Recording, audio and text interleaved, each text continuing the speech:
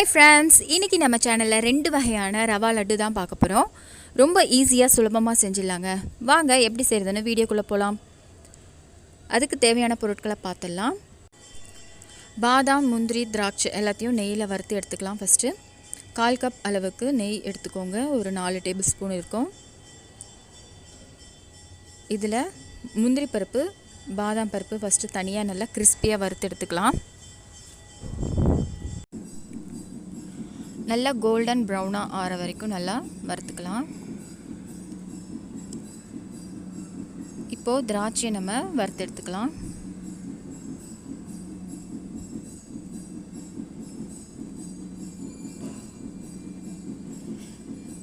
இதோடையே நம்ம 1 கப் அளவுக்கு நான் ரவை எடுத்திருக்கேன். அதையும் சேர்த்து நல்லா வறுத்துக்கலாம். நல்லா வறுத்துட்டிங்கன்னா நம்ம லட்டு பிடிக்க வராது. அதனால் ஓரளவுக்கு வறுத்துக்கோங்க.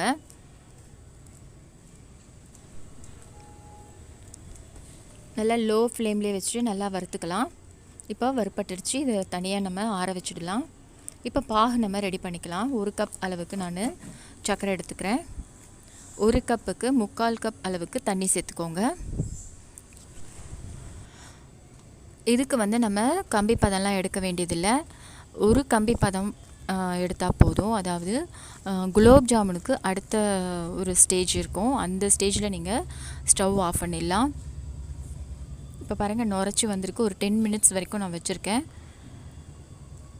இப்போ இறக்குற சமயத்தில் நம்ம ஏலக்காவை தூவி இறக்கிடலாம். 1 டீஸ்பூன் அளவுக்கு ஏலக்காய் தூவி இறக்கிடலாம். இந்த மாதிரி கம்பி பாருங்கள், கம்பி பதம் இந்த உடையுது இல்லையா, இதுதான் கரெக்டாக இருக்கும். இப்போ ஸ்டவ் ஆஃப் பண்ணிடலாம் உடனே. அப்புறம் பாகு இறுகிடும். அப்புறம் லட்டு பிடிக்க வராது நமக்கு. இப்போ ஏலக்காய் தூள் 1 டீஸ்பூன் அளவுக்கு சேர்க்குறேன். ஸ்டவ் ஆஃப் பண்ணிடலாம். சூடாகவே இருக்கும்போது நம்ம லட்டு பிடிக்க ஆரம்பிச்சிடலாம். இப்போ இது மேலே நம்ம சுகர் சிரப்பை நம்ம சேர்த்துட்டு சூடாக இருக்கும், கை பொறுக்கிற அளவுக்கு இருக்கும்போது நீங்கள் லட்டு பிடிச்சிக்கோங்க. ரொம்ப சூடாக பிடிச்சிங்கன்னா கையெல்லாம் வெந்துடும். அதனால் கொஞ்சம் கை பொறுக்கிற அளவுக்கு இருக்கும்போது நீங்கள் லட்டு பிடிக்கலாம். இந்த ரவா லட்டில் நம்ம பால்லாம் சேர்க்குறதில்ல. சில பேர் வறுத்த டெசிகேட்டட் கோகனட் சேர்ப்பாங்க. நம்ம அது சேர்க்காம நம்ம செய்கிறோம். அதனால் 10 டேஸ் ஆனாலும் நல்லா கெட்டு போகாமல் இருக்கும். பால் சேர்த்துட்டிங்கன்னா கெட்டு போயிடும். 2 டேஸ்லேயே கெட்டு போயிடும். இந்த மாதிரி நம்ம செய்கிறதுனால 10 டேஸ் ஆனாலும் கெட்டு போகாமல் இருக்கும் ரவா லட்டு. சர்க்கரை பாகு கொஞ்சம் கொஞ்சமாக சேர்த்து நம்ம கலந்து விட்டுக்கோங்க. கலந்ததுக்கப்புறம் சூடு நல்லா ஆறினதுக்கப்புறம் கொஞ்சம் வெதன்னு இருக்கும்போது நம்ம லட்டு பிடிச்சிக்கலாம். இப்போ பாருங்கள், நல்லா உதிரியாகவே ஆயிடுச்சு. நல்லா லட்டு பிடிக்க வருது. நான் சின்ன சின்ன லட்டுவாக பிடிச்சிக்கிறேன். நீங்கள் பெருசாக வேணும்னா பெருசாக பிடிச்சிக்கோங்க. ரொம்ப சுலபமாக செஞ்சிடலாம். ஒரு 15 மினிட்ஸ்லேயே நான் செஞ்சுட்டேங்க. லட்டு பிடிக்கும்போது நல்லா இறுக்கமாக லட்டு பிடிச்சிக்கோங்க. அப்போ தான் நமக்கு உடையாமல் இருக்கும். அழுத்தி நல்லா இந்த மாதிரி லட்டு பிடிச்சிக்கோங்க. அப்போ தான் நல்லா உடையாமல் நமக்கு லட்டு இருக்கும். இதே மாதிரி எல்லாத்தையும் லட்டு பிடிச்சி எடுத்துக்கோங்க. கொஞ்சம் கொஞ்சமாக நீங்கள் இன்னும் கொஞ்சம் உதிரியாக இருந்ததுன்னா திரும்பியும் நீங்கள் சுகரை கொஞ்சம் ஹீட் பண்ணிவிட்டு இந்த மாதிரி சேர்த்துக்கோங்க. லட்டு பிடிக்க வரும். எல்லாமே இந்த மாதிரி பிடிச்சி எடுத்து வச்சுருக்கேன் பாருங்கள். இப்போது அடுத்த லட்டு செய்ய ஆரம்பிக்கலாம். நான் ஒரு கடாயில் 1 டீஸ்பூன் அளவுக்கு நெய் சேர்த்துக்கிறேன்.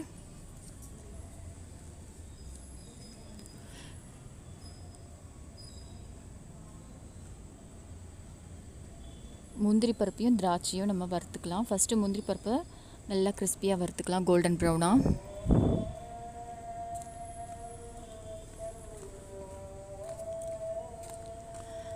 இந்த ரவா லட்டு ரொம்ப சுலபமாகவே இருக்கும், ரொம்ப ஈஸியாக இருக்கும். ஃபஸ்ட்டு செஞ்ச ரவா லட்டு நம்ம சர்க்கரை பாகில் கலந்து லட்டு பிடிச்சோம். இந்த ரவா லட்டு இப்போ செய்ய போகிற ரவா லட்டு நம்ம அரைச்சிக்க போகிறோம். சர்க்கரையையும் ரவாயையும் தனித்தனியாக அரைச்சி நம்ம லட்டு பிடிக்க போகிறோம். எப்படி செய்யலான்னு பார்க்கலாம். ரொம்ப சுலபமாக செஞ்சிடலாங்க. ரொம்ப ஈஸியாக இருக்கும். அதை விட இது ரொம்ப ஈஸியாக இருக்கும். இப்போ பாருங்கள், முந்திரி பருப்பு திராட்சை நல்லா வறுப்பட்டுடுச்சு. தனியாக ஒரு பவுலில் எடுத்து வச்சுக்கோங்க.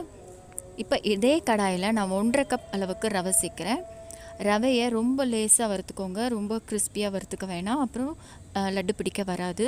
ஏற்கனவே சொன்ன மாதிரி தான், ஃபஸ்ட்டு லட்டு மாதிரியே தான் நீங்கள் வந்து சும்மா லேசாக வறுத்துக்கோங்க. அந்த ஹீட்டுக்காக நல்லா வறுத்துக்கலாம். ஒரு 2 to 3 மினிட்ஸ் வரைக்கும் வறுத்துக்கோங்க. ரொம்ப கிறிஸ்பியாக வறுக்க வேண்டாம், கோல்டன் ப்ரௌனாக வறுக்க வேண்டாம், அப்புறம் லட்டு பிடிக்க வராது. இப்போ பாருங்கள், மணலாக இருக்குல்ல, இது கரெக்டாக இருக்குது. இப்போ ஸ்டவ் ஆஃப் பண்ணிடலாம். இப்போ ஸ்டவ் ஆஃப் பண்ணிவிட்டு தனியாக ஒரு பாத்திரத்தில் பிளேட்டில் மாற்றிக்கலாம்.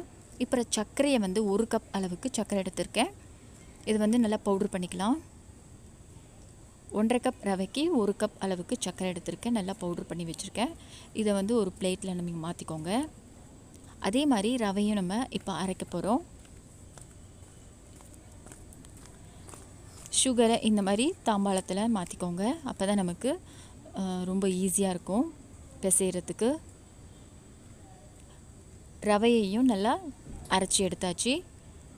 இப்போ எல்லாத்தையும் நல்லா கலந்து விட்டுக்கோங்க. 1.5 கப்புக்கு 3/4 கப் சர்க்கரை கூட சேர்க்கலாம். ரொம்ப 1 கப் வந்து சர்க்கரை அதிகமாக இருக்குதுன்னு நினச்சிங்கன்னா 3/4 கப் அளவுக்கு சர்க்கரை எடுத்துக்கோங்க, கரெக்டாக இருக்கும். ஸ்வீட் ரொம்ப ஜாஸ்தியாக வேணாம் அப்படின்னிங்கன்னா இதில் ஏலக்காய் பொடி சேர்த்துக்கலாம்.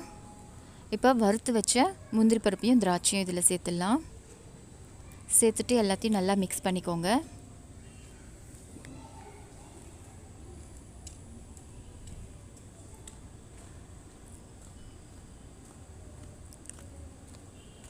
இப்போ நான் ஒரு பக்கம் வந்து நெய்யை வந்து நல்லா ஹீட் பண்ணி எடுத்து வச்சுருக்கேன்.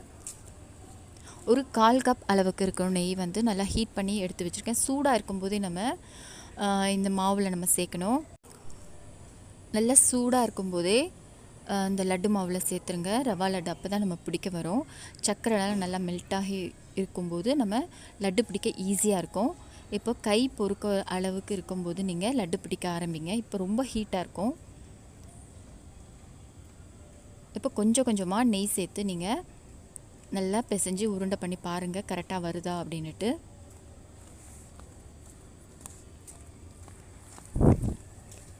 இப்போ அந்த ரவா லட்டை விட, ஃபஸ்ட்டு சொன்ன ரவா லட்டை விட இந்த ரவா லட்டு ரொம்ப ஈஸியாக இருக்குங்க, சுலபமாக இருக்கும்.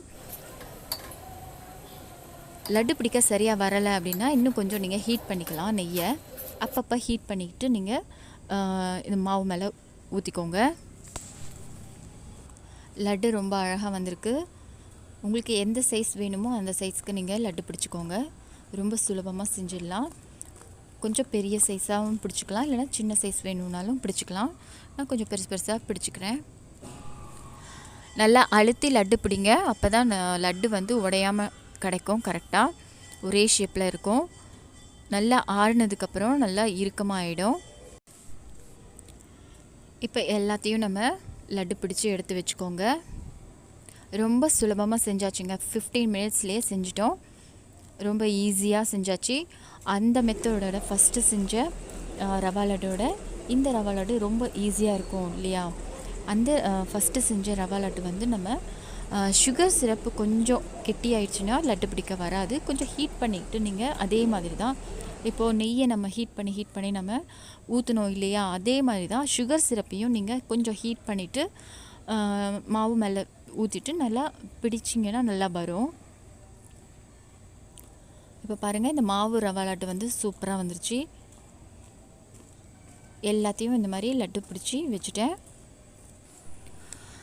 இந்த தீபாவளிக்கு இந்த 2 வகையான சுலபமாக செய்யக்கூடிய இந்த ரவா லட்டு நீங்களும் ட்ரை பண்ணி பாருங்கள். ரொம்ப ஈஸியாக இருக்குங்க. ரவா லட்டு எல்லாருக்குமே பிடிக்கும். நீங்களும் ட்ரை பண்ணி பார்த்துட்டு எனக்கு கமெண்ட் சொல்லுங்கள். இந்த வீடியோ உங்களுக்கு பிடிச்சிருக்குன்னு நினைக்கிறேன். பிடிச்சிருந்தா லைக் பண்ணுங்கள், ஷேர் பண்ணுங்கள், உங்கள் ஃப்ரெண்ட்ஸ் ரிலேட்டிவ்ஸ் எல்லாருக்கும் ஷேர் பண்ணி விடுங்க. மறக்காமல் சென்னை லஞ்சுக்கு சப்ஸ்கிரைப் பண்ணுங்கள். அடுத்த ஒரு சூப்பரான இன்ட்ரெஸ்டிங்கான ஒரு ரெசிபியில் பார்க்கலாம். இந்த வீடியோ பார்த்த அனைவருக்கும் நன்றி.